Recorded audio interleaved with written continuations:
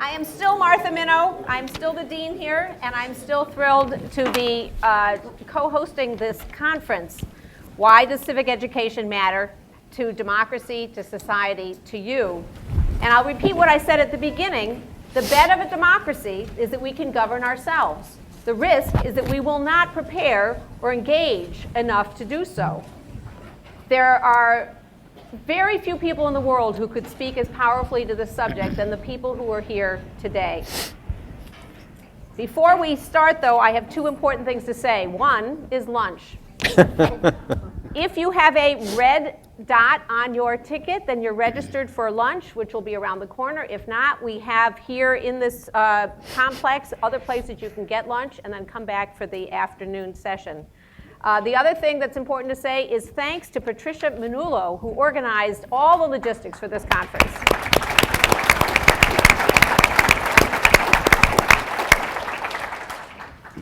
So I know that Justice Sandra Day O'Connor does not need an introduction, but I need to say it. Born in Texas, majoring in economics at Stanford University, star student at Stanford Law School, she is best known, of course, for being the first woman to serve on the United States Supreme Court. Her career certainly...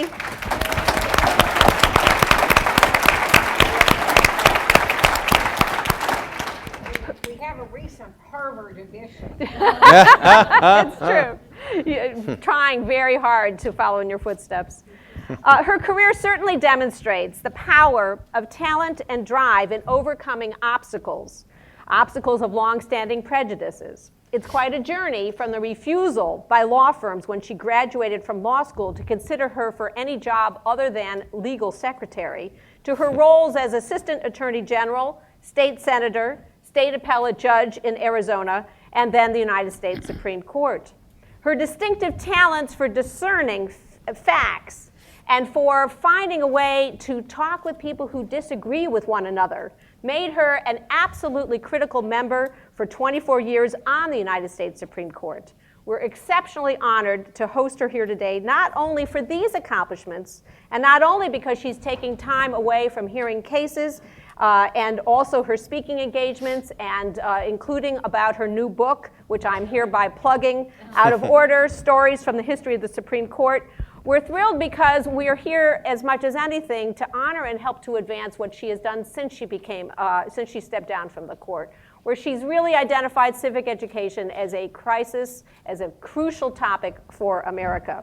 She's chosen to devote her precious time to this subject, and she launched Our Courts, a website offering free lesson plans and interactive instructional materials on civics for students and teachers, and her recognition of this subject and the critical role of civic education to democracy that requires work and preparation. She has gone to where the young people are by developing engaging interactive digital games and by going on The Daily Show. Someone introduced in Congress the Sandra Day O'Connor Civic Learning Act, which seeks just data at the level of the states about student performance in civics and history, and would create a grants program to promote innovation in civic learning. We need better civic education to understand, though, what it will take to get Congress to enact that law and to move on many other matters. And in the meantime, Justice O'Connor does not wait. She is a one-person civic learning act, a class act. Justice O'Connor, I'm going to ask you first, before I introduce everyone else, why have you decided to make this such an important focus of your energy and attention? I remember so well when I was a grade school student. I grew up on a cattle ranch in Arizona and New Mexico, and my parents sent me off to live with maternal grandparents in El Paso, where I could go to school.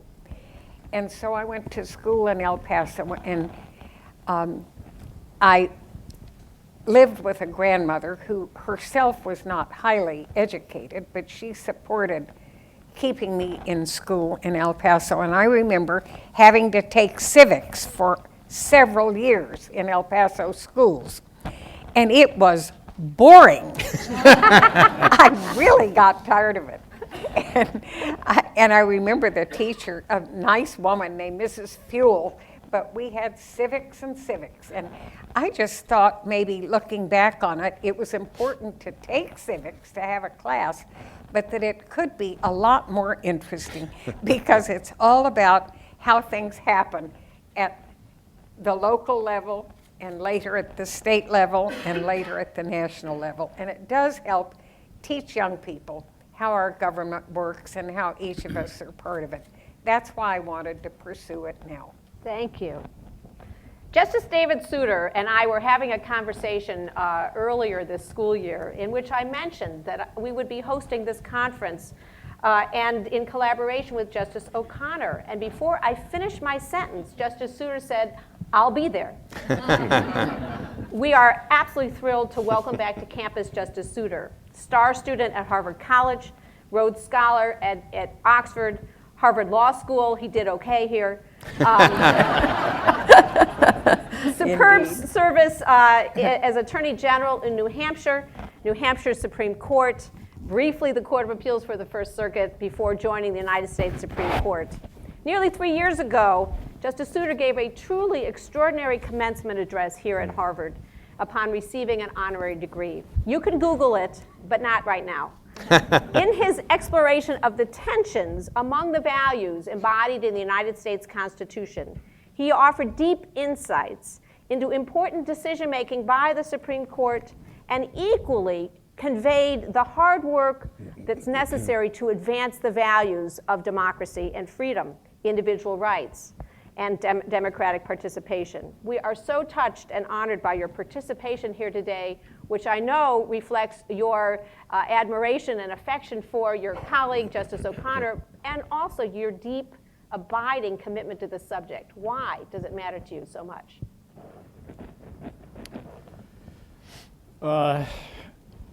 I've come by stages, I guess, to the answer. I'll kind of take you through the stages. And by the way, I should issue two disclaimers to begin with. The first is we're talking about civics, and I'm going to talk in terms of civics. You can't have civics without history. So I might just as well be making the argument for history. Absolutely. The second disclaimer is I'm not meaning to take a position sort of in the pedagogy controversy. I don't know how to teach. I don't know where the proper midpoint is between interactive learning and book learning and participatory exercises and so on. I'm not taking a position there. Maybe with one exception, and that is if you're going to test in math and reading, you better test in civics or it's going to be the poor child of the educational curriculum. But with the exception of that, I'll stay away from the subject. On the question of why I think it matters, as I said, I've sort of come to my feelings by stages, and the first stage was set by Justice O'Connor and a series of conferences that she and Justice Breyer sponsored in Washington, provoked by the concern for the independence of the courts. The judiciary at the time was under a lot of attack. And almost from the beginning, the first thing we learned there was the degree of civic illiteracy. We learned the statistic, which I believe is still true today, that there are only about a third of the people in the United States who can name the three branches of government. And the lesson that everyone learned was that without some knowledge of the structure, without, frankly, some constitutional knowledge, values like the value of an independent judiciary is a value that makes no sense. I mean, independent from whom? From what? Well, we know the answer, from the rest of the government, etc. But the first sort of point of focus that came to me was that without a kind of bedrock grounding in a lot of fundamentals that our our generation did learn as kids. Constitutional values will frequently simply make no sense because there is no context for them. The second stage, and I still feel that, I guess the second stage in my own thinking has come as a result of the calls for constitutional amendment and constitutional change. And we've been getting them from all quarters.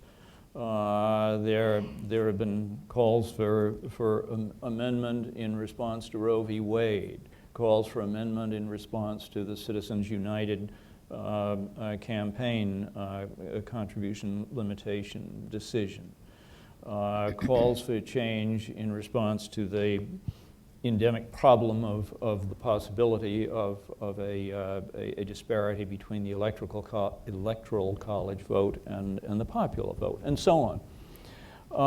And it's pretty obvious that someone who has no sense of what we have to start with is in no position to make any kind of critical judgment about what we ought to change, if we ought to change, that there is sort of no foundation for constitutional thinking. And like it or not, we are being asked as a country to engage in constitutional thinking. None of it may in fact reach the point of a proposed amendment, let alone a convention, but who knows?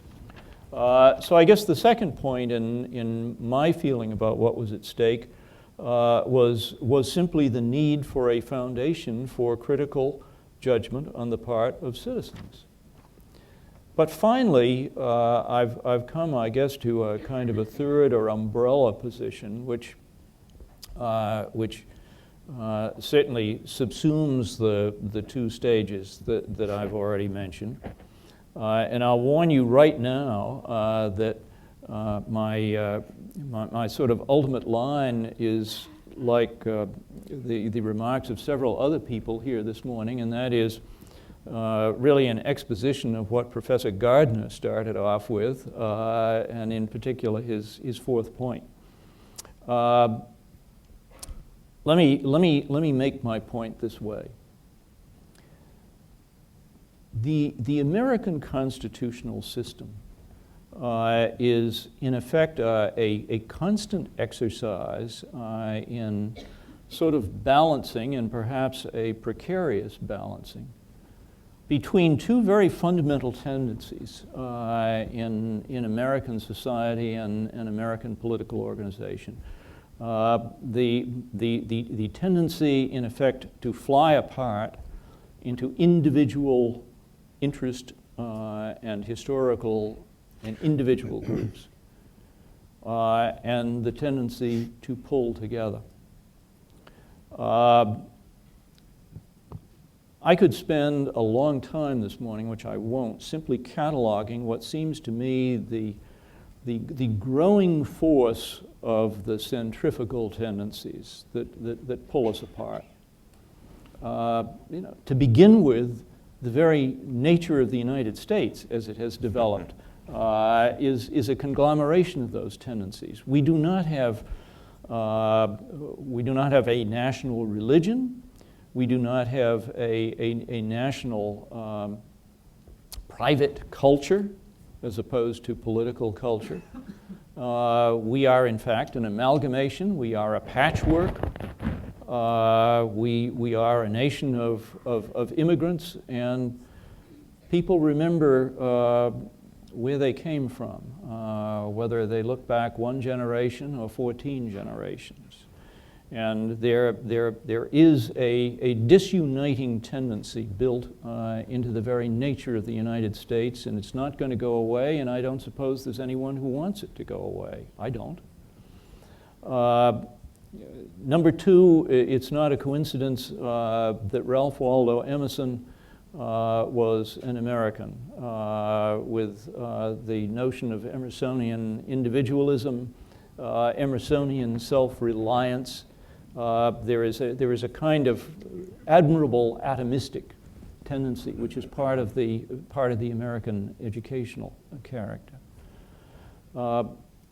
Number three, we are living at a time when the class divide in the United States is growing larger. And the possibility of bridging that class divide is in fact shrinking. We are at a point now where the spread of wealth disparity is greater than it has been for over a century. And it is now a very unfortunate fact of life in the United States that social mobility is greater in a number of European countries than it is in the United States. Parents in the United States cannot assume that their children have a real opportunity to be better off than they were.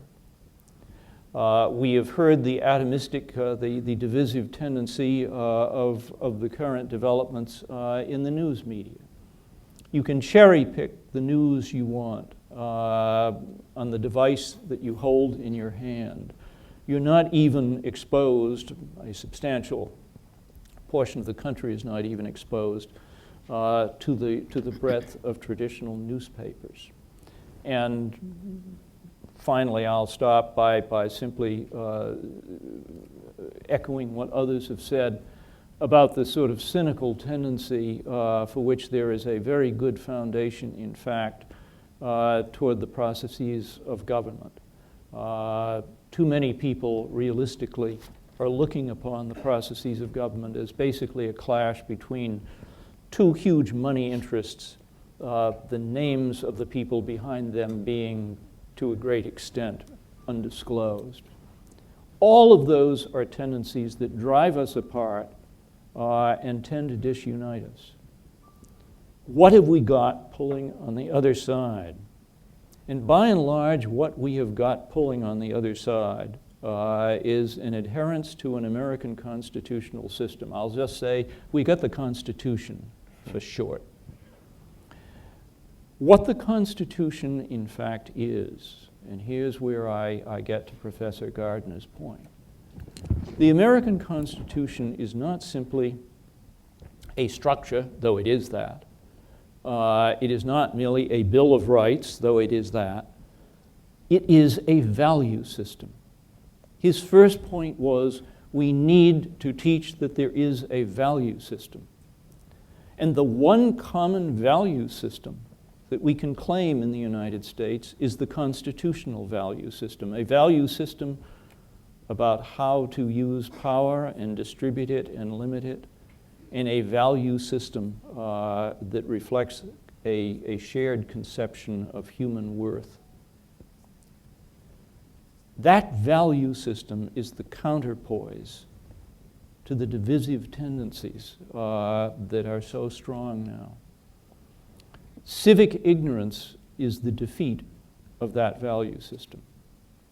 And how anyone can assume that that value system is going to survive in this divisive atmosphere without being known by the overwhelming portion of the United States, how anyone can assume that is beyond me.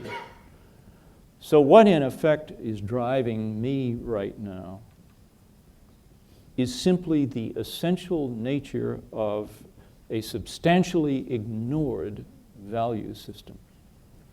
Without it, there is no chance of overcoming, of surviving the polarization that everyone decries, because it is only in the common acceptance of that value system that we are going to know that at the end of the day, no matter what we are fighting about, no matter what the vote is in Congress or the State House or the town meeting, there is something that holds us together. There is something that reminds us that if we are going to have the government of liberty that we want for ourselves, we've got to have it for the next guy in the room, too.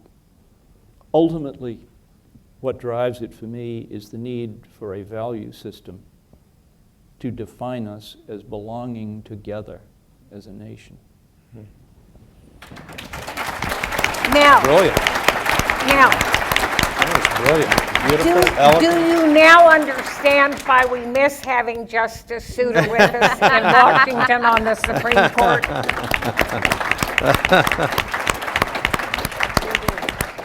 when I was there, she wouldn't let me talk. Well, that's not true. But you modeled courteous disagreement, which is what we're all trying to do. Now, Ken Starr, I'm so sorry to ask you to speak after Justice Souter. So am I. Goodness. Ken has held many posts as a lawyer, as Solicitor General of the United States, as federal court appellate judge for the District of Columbia Circuit, as independent counsel for 5 investigations, as author, including of his fine book, Among Equals, the Supreme Court in American Life. I have come, though, to see Ken as a teacher. Ken has taught constitutional law at New York University School of Law, at George Mason, at Chapman. He became dean of the Pepperdine University Law School and professor of constitutional law there before becoming president of Baylor University, because being a law school dean is too hard. And over the years, he has also volunteered many hours teaching inner city kids and assisting disadvantaged students with summer internships, after-school programs, guiding kids to be able to finance a college education. We are so delighted you are here. Why, with all the things on your plate, did you think it important enough to come? Well, thank you, Dean. It was very kind of you to invite me. My epiphany, and I want to associate with Justice O'Connor after that magnificent and eloquent statement by Justice Souter, really began in the public schools of Texas. But I'm a slow learner, and my epiphany really came when I was privileged to argue a case, which I lost, like many cases that I was privileged to argue. But this was the flag burning case. And the issue was the constitutionality of the Flag Protection Act of 1989. And it's the duty of the Solicitor General's office to argue, if a reasonable argument can be made, in defense of the constitutionality of statutes that Congress passes and the President either signs into law or it's enacted over the President's veto. So I boldly but unsuccessfully argued the case. But in reading the press reports, including public opinion polls taken at the time, my view was whatever the Supreme Court did in that case, we had a problem. As Tom Hanks would say in the movie, Houston, we have a problem. Because there seemed to me to be, and so this was the epiphany, an adequate appreciation on the part of the American people, at least as reflected in these opinion polls, of what I would just call the culture of liberty. The culture of New York Times versus Sullivan, that we should welcome debate, which should be robust, uninhibited, open-ended, the wonderful words of Justice Brennan. And one of the lines that Justice Brennan authored that somehow has escaped attention, but perhaps we need to be reminded of it more frequently, is, and the conversation or the debate frequently makes us uncomfortable. It's okay to be uncomfortable. It's the nature of a democracy, and we seem not to be participating or appreciating that. And the second, just in teaching con law, the whole idea, especially since we're gathered together to talk about the polity, we were also talking about the educational system, was what seemed to me to be an erosion of the values of liberty as taught in the schools. Let's call it the tinker culture, the culture of Tinker versus Des Moines School District, which of course, as the Supreme Court said, that there are special circumstances. I think that's the term of art. Special circumstances of the school, so it's a special environment. So the kind of freedoms are fully robust and open-ended that would exist elsewhere in the polity do not exist in the schools, but still the baseline is liberty, and the schools must demonstrate it. I came to it in volunteering in the public schools of the District of Columbia and the inner city schools, just a lack of appreciation, even in pretty sophisticated quarters, of the fact that kids have rights and that the baseline even for them is liberty as well. That coupled with, and here I would try to associate myself inadequately and inartfully with what Justice Souter so magnificently said, is that the protection of American liberty lies not simply in the Bill of Rights, but also these structural protections that were so important at the founding. And my time in Washington over 3 decades suggested to me that even in the Congress of the United States, and even frankly in the executive branch, which I was privileged to serve on 2 occasions, there is an inadequate appreciation for the importance of the structural mechanism built at the founding, even though it builds in efficiency. Truly, final thing I'll say is, much more recently, I've just worried about the erosion of what your colleague at the college, the university, Robert Putnam, calls social capital.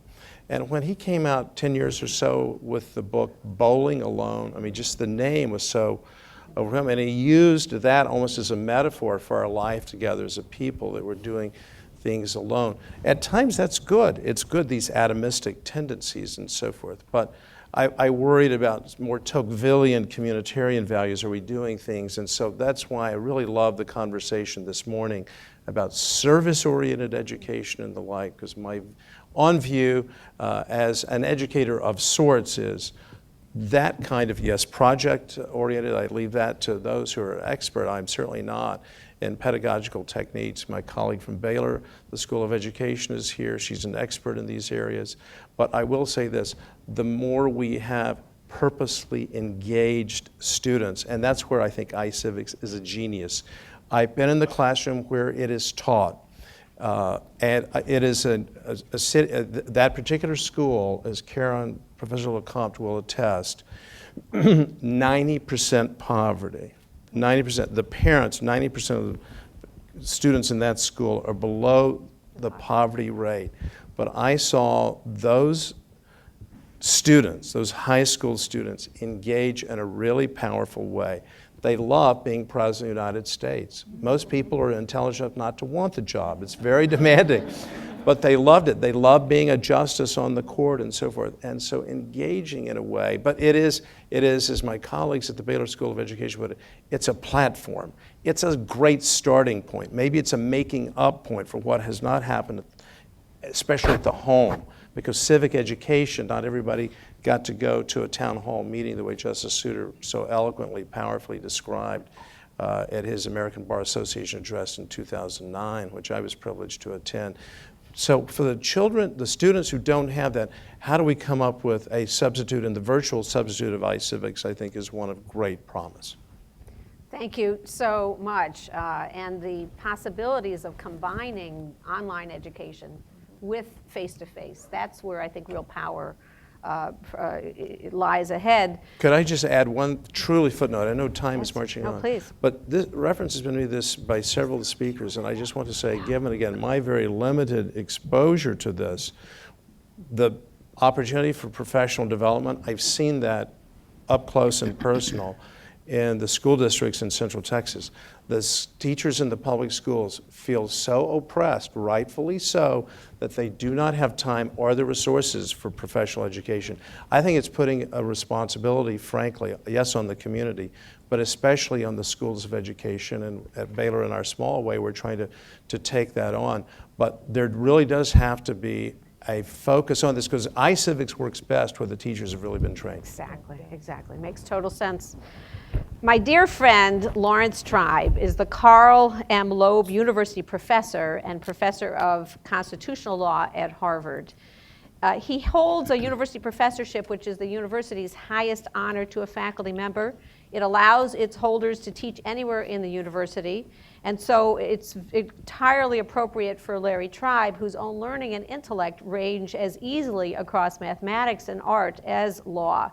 But luckily, he still teaches a lot of law here at the law school, where he's served on the faculty since 1968 and was voted the most favored professor by a graduating class in the year 2000. When he wrote his treatise on American constitutional law in 1978, many people actually had doubted that this could be done. All of constitutional law in a book. Well, they were almost right, because the subsequent editions have been more than one volume. But the book has gone on to be highly influential and cited more than any other legal text published after 1950. Larry himself is a frequent appellate lawyer with some, 35 arguments in the United States Supreme Court? Give or take. He was appointed by President Obama in 2010 and Attorney General Holder to serve as the first senior counselor for access to justice in the Department of Justice. He currently serves as a member of the President's Commission on White House Fellowships. He helped to write the constitutions of South Africa, the Czech Republic, the Marshall Islands. He's received more honors than I can list, but I am unbelievably honored by his presence here today. Some people have described the phrase a mattering map. I think it came first from the novelist, philosopher Rebecca Goldstein, that we all carry around in our heads a map about what matters to us and what doesn't. Every day we're overwhelmed by a flow of information, options, demands on attention. Why does this subject matter to you? Why did you even agree to come here today? Well, it was partly because of you, Martha. You're a great friend and a great dean. Partly it was because I so admire Ken Starr and David Souter and Sandra O'Connor. Each in their own ways has been a remarkable public servant. Justice Souter's commencement address was a source of great inspiration. Justice O'Connor's almost quarter century on the Supreme Court was a remarkable journey and put her at the center of so many controversies in which her vote became so crucial and, in my view, so wise. And the mission that she has given herself as a retired justice, you don't seem very retired to me, is a mission of civic education that I think is terribly important. I was thinking as Justice O'Connor spoke about how boring her introduction to civics was, that we certainly have that in common. I remember high school class in civics, and I just couldn't understand why something that I thought was supposed to be so living and so important seemed so dead. Now let me just become a bit autobiographical. I grew up as a little Jewish kid in Shanghai. My father was imprisoned by the Japanese because he had become an American citizen. My parents had gone to Shanghai, sort of running away from the Nazis, and Shanghai was the only place in the world that would take Jews at that time. And I was about 5 and a half when I came to the United States. I couldn't speak English, I spoke only Russian. And I was amazed by almost everything I saw. What a totally remarkable place, what a remarkable country. So I was looking forward to learning sort of what made it tick. That's why I thought civics would be so interesting, but instead it was so dead. And in all of the years that I have spent teaching, it's hard to admit that it's been over 40 years of teaching. It has all come to life. It's come to life in the very process of teaching. It's very easy, to become cynical about our governmental system, to think that it's all broken, to watch the polarization, the atomization that Justice Souter so eloquently describes, to see Congress seemingly fall apart, to see the Supreme Court repeatedly split along what look like ideological lines, to see so hopeful a presidency sometimes disappoint so many people's hopes. So one wonders, what is there not to be cynical about?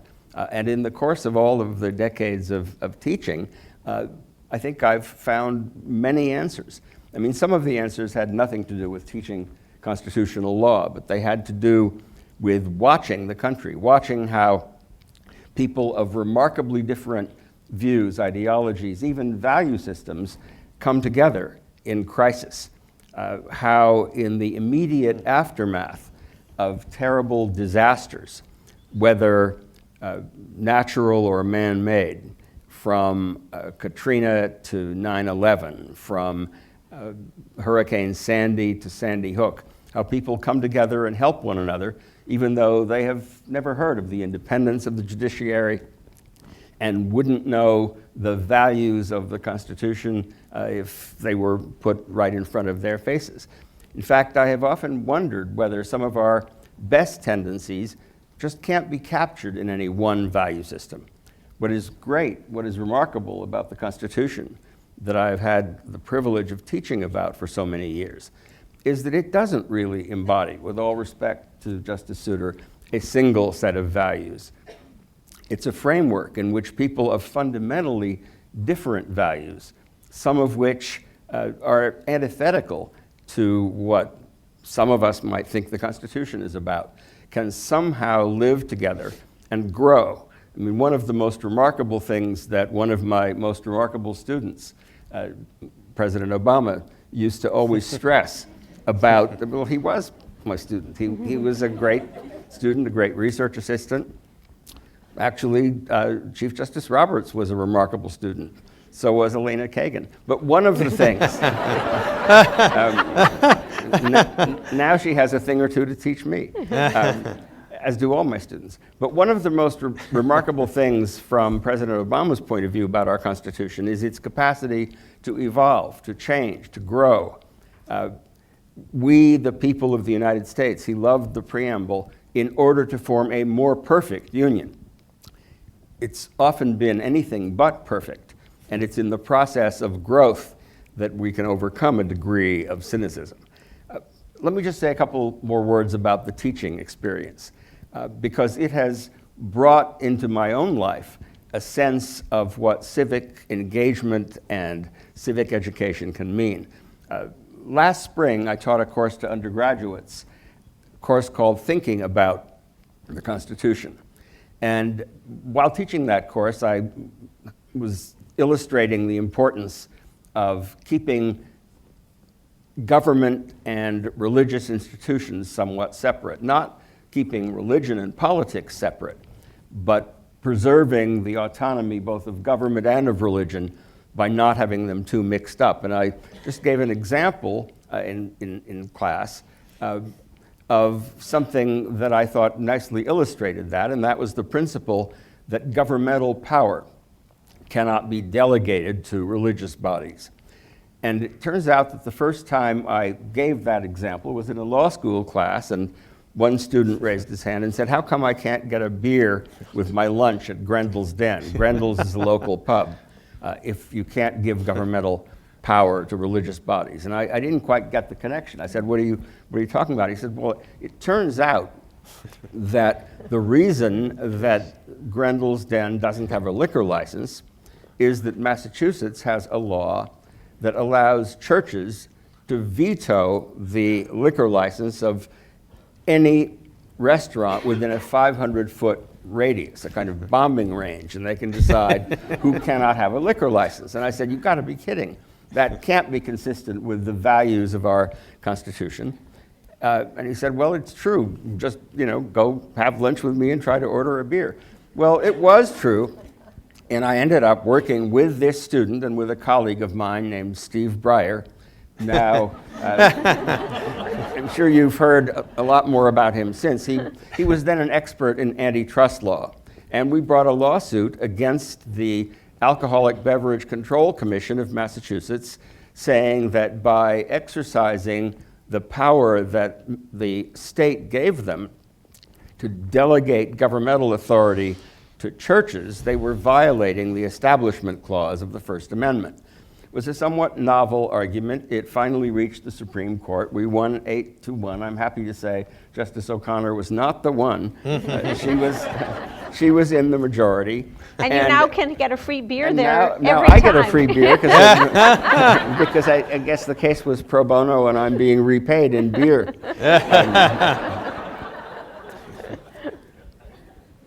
But the thing that really impressed the undergraduates was that all of this emerged from a question that a student had asked me in class. Why can I not get a beer with my lunch at Grendel's Den? And the unintended lesson that civic engagement matters, that you can actually make a difference in fundamental principles that govern the country just by asking a question, that stuck with me, and it's been one of my best experiences.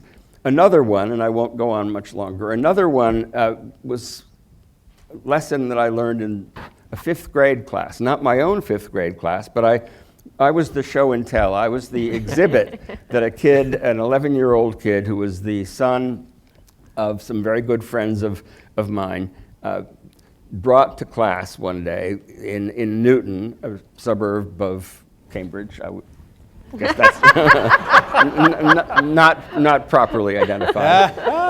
But he had said, I know this guy who's an expert in constitutional law, and his classmates thought he was kidding, and so I was the show and tell. And I wanted to talk to these kids about the Constitution, and the way I found to do that was to talk about the Constitution of their class and of their school. They had rules, and they were actually working on changing them. And in an hour-and-a-half dialogue, which was about as exciting as any hour-and-a-half I've ever spent teaching, we explored the relationship between the state constitution, the federal constitution, the rules of their school, the rules of the town. These kids were astonishing, and they were perfectly ordinary, average children. They taught me a lot, probably more than I taught them, and it's made a difference to the way I teach advanced constitutional law. So for me, education, the process of involving kids in the exploration of the competing values that our Constitution represents, and the privilege of being engaged in that process for decades, has been motivation enough to join you in this very important enterprise. So thank you for inviting me. Thank you. That's terrific. Well, I'm going to ask one more question before opening this up for participatory democracy. And you touched on it, Larry, which is, how can we inspire young people to be engaged in politics when they have what I like to call premature cynicism? They haven't even earned it themselves, but they're cynical already.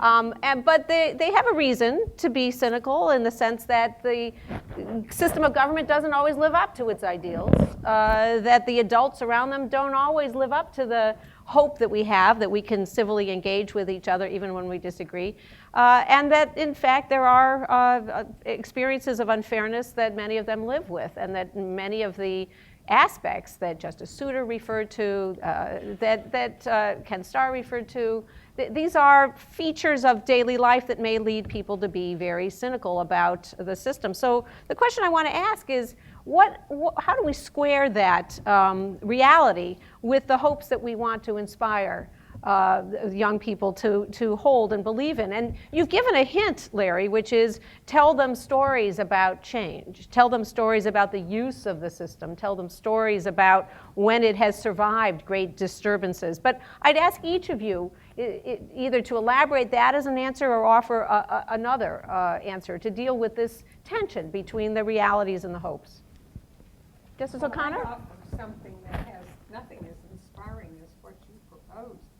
All you have to do is get them involved in some local question that they can relate to that raises a constitutional issue. Oh, your mic is, let's see. Right. Yes. All you have to do is get the students involved in some question of a local nature that raises a constitutional issue. Let them ask the question and get involved. Maybe even bring some petition or motion before a public body to get them engaged in it. And it gets them turned on right away and in the right direction, because they understand this can present a constitutional issue that they care about. And it works. I think that's out. Engaging in action. Yes, absolutely. That's terrific. And there are lots of examples. Wonderful. There are a group of people here who are trying to get the vote for 17-year-olds. And I've worked a little bit with them. Nothing can engage people more than trying to become enfranchised. Now, that won't work at the 5th grade level, but they may want to have more of a voice in the running of their classroom, the running of their school. That's great. Ken? I would do a shout out again for iCivics. Watch the reaction of these high school students, and what the data now show is that iCivics works brilliantly for 4th graders who probably don't know a whole lot coming in, but by the end of this interaction, they know a lot and they are then engaged. I think that's an antidote for cynicism. Also, I love the comment that Ms. McKinney-Browning made earlier, that the trip to Washington, well, everybody's busy, but then they had, just a few minutes of interaction with a public official. And her comment brought to mind that even though I didn't feel cynical about politics, I had one of those great moments of meeting my congressperson when I was in high school. And I heard about life in Congress from that congressperson, from Henry B. Gonzalez, now deceased. And just listening to this. So I do think that our justices and judges are increasingly out, not just on Law Day, but let our students now see these classroom experiences so they actually see a living, breathing judge or a city or a selectman and so forth, I think is very, very important. The final thing I would say is it really is leadership coupled with creativity. I think school systems should be encouraged as best they can. If they don't have the resources to go out, then let's bring those resources in. I'm talking about human resources. So let's get the mayor, depending on the size of the community. Obviously, most Americans have a very large, but everyone has an official or officials who can interact with those students. I think being a little bit as creative as we can in exposing people, that person ran for office and won. And you can really relate to that, or that person was appointed. And then I think universities have a role as well, because I must say I'm very proud to be at an institution that for 60 years has required every undergraduate to take the American constitutional tradition. You have to take it to graduate from Baylor University. So I think that's really good. Well, guess what? I can point to governors. Ann Armstrong, the late Ann Armstrong, Mark White, and these are governors from both political parties who would say that was really a great course. It was not boring, but it was the American constitutional tradition. Now, did that spark something that didn't exist? No, but I think it was a catalyst. Universities can do their role as well. Thank you. Justice Souter, do you want to comment on that? There's not much left to say. I guess there have been two answers, and I agree with them both. I should go into politics myself. The first answer that we've heard is give young people an experience that is not productive of cynicism. I mean that's how I got introduced to government. I have thought sometimes that my faith in government goes back to an experience that mirrors the quip of one of the great Harvard Law School teachers, Joseph Beale. Oh, yes. And Beale was at a dinner party one night, and somehow the subject of the conversation sort of went in a theological direction, and a woman sitting next to him said, "Professor Beale, do you believe in infant baptism?" And he said, "Hell yes, I've seen it done." Well,